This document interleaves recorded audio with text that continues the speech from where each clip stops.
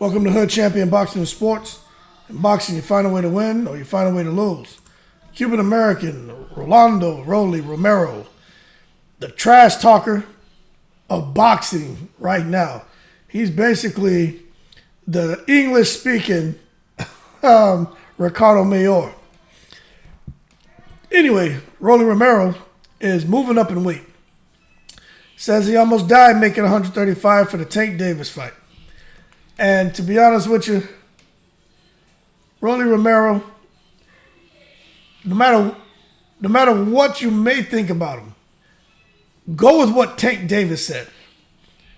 Now, Tank Davis, I don't think it's easy for him to give a guy props in the boxing ring. For Tank Davis to speak positively about a guy, any of his opponents, to say that they have skill, to say that they have power, to say that they have IQ, to say that he had to be careful with an opponent. That means that opponent had to bring something special to the ring, because we know how special Tank Davis is. When I hear people say negative things about Tank, if Tank hasn't fought anyone, he's in the Mayweather protection plan, those guys sound like bandwagoners. They heard somebody else say it, so they just come and parrot it because they think it sounds cool when it doesn't. So when Tank spoke highly of Rolly Romero, I said, well, you know what? We need to pay attention to this guy. Because I always thought Rolly could fight. I always liked him. He has a quirky style, but there's something there. But when we saw him fight Tank, and he had Tank, no matter what you want to say, he had Tank thinking in there. And he had Tank being very cautious because Tank felt that power early. And Tank even said he knew that he could go to sleep if he messed around with Rolly. And he said he was too strong early. He had to stay patient and smart. And at the end of that fight, he said Rolly has skills. He was surprised. He did some good things.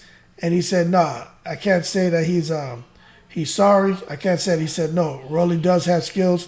He can fight. That's what Tank said. So that being said, when we look at that fight and how Rolly got knocked out, I remember thinking, I know Tank has power. I know he's got vicious power, especially that left hand. But the way he touched Rolly and Rolly just like fell apart, I was like, damn. I remember Tank was fighting that, I don't know if the opponent was Dominican, but he hit him with like 5 or 6 consecutive uppercuts against that rope. And that guy's head was all over the place, but he stayed on his feet. And I was like, damn, Tank hit that guy like that. Yeah, the guy was hurt, but he didn't fall out. Even when he fought Mario Barrios, banged Barrios up, but he didn't quite fall out like that. Now, he did catch Leo Santa Cruz, and Santa Cruz fell out the same way Rolly did. But we know Santa Cruz, another one who kills herself to get down in weight. So when I saw that happen to Rolly, I said, okay, Tank is special. He's got heavy hands. You got to give him that. But I just thought it was very unusual for Rolly to just, I mean, it looked like he was just like short-circuited. But then Rolly came out and did an interview. He did it a while ago, but I just came across it where Rolly Romero said he had to lose 16 pounds the night before the fight. Can you imagine that? 16 pounds? Like, that's not normal for anyone to have to lose that kind of weight. 16 pounds? So basically, Rolly was running around here at 151 pounds the day before the fight. So when Rolly's talking about moving up and fighting Earl Spence, we know he's not going to get the Earl Spence fight. We know that's not going to happen. When you think about that, forget Earl Spence, but the fact that Rolly is talking about going up, fighting at 147, now that you understand the day before the fight with Tank, Rolly was 151 pounds. Let me tell you, that's crazy. So if he moves up to 147 or 140, whatever he decides to do, Obviously, 147, he can fight there because he has the frame for it. But some of those guys at 147 may be too big for him. But the 140 may be the sweet spot. Now, I'm not sure if he's made a decision on if it's going to be 140 or if it's going to be 147. But if you listen to him talk, it sounds to me like even at 140, he doesn't want to have to try to melt off 11 pounds the day before a fight. And Rolly Romero is going to be bubbling up to between 140 and 147. I think for him, at this point in his career, he's looking at the opportunities. So if he gets a chance to fight a big name at 147, he'll do it. Now, when you look at what's out there for 147, a lot of those big names, those guys are already committed. Those guys they already have plans. So I can't see Rolly Romero bubbling up to 147 and trying to get in there and pick a fight with, I just did a video on this, but like a Blair Cobb or getting there with a Crowley, or you're definitely not going to have any opportunities or chance to fight none of those big guys like Boots, Stan Eunice, Ortiz, Spence, Crawford. Like, it's just not going to happen. It's more than likely this guy Rolly will probably get in there and mix it up with some guys at 140. We know he's called out Adrian Broner. Adrian Broner doesn't want anything to do with Rolly. Adrian Broner's on a course to come out here. If he can get past Red Catch, which is not an easy fight, then Adrian Broner's looking to fight Regis Prograis, because Adrian Broner's trying to get some hardware back around his waist. But I'm telling you, that's the Adrian Broner, with any fight he gets in, I mean, that's a roll of the dice to me. I can't come and say that Adrian Broner's going to come and dominate anyone. But for Rolly Romero, he hasn't picked an opponent yet, but I know he's looking to get back in the ring soon. You know, a couple months ago, he was talking like there's going to be a rematch with Tank Davis fighting in December.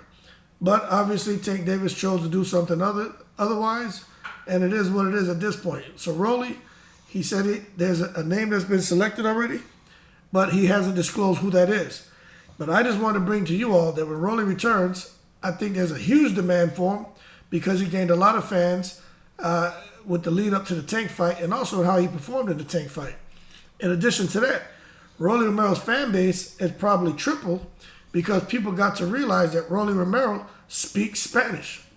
You know, I think some people may have known that his dad, you know, was Cuban, but I don't think many people knew Rolly Romero actually spoke Spanish. And the fact that Rolly Romero went to school in Cuba for a while. You see, and that's what those just give you your advantages, and I can identify with that. You know, kind of growing up, you know, a parent from another country and having an opportunity to go live there as a young kid, that really helps with your sense of identity and everything else. But when you look at Rolly and being in the position he's in, where, you know, fans and being able to promote yourself in fan base is everything, Rolly Romero is in a very good spot. So we'll see how his next outing is going to be. But I'm excited. I think he's going to have a lot of support. Everyone loves Rolly Romero. You know, all the majority of the Hispanic fan base love this guy because they like a guy who will come, who will fight, who will talk trash, but more importantly, who will fight and looking to knock people out. And I think whoever they put Rolly in the ring with is going to be someone where he can come out and look good against. And I hope he comes out. I hope he looks good. I hope he gets the knockout.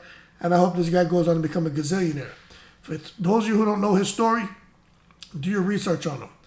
His dad's story is like something out of a movie. Y'all need to understand and peel the layers back on some of these boxers to really understand them, their family, how they grew up, just the struggles, the good things that happened to him as well.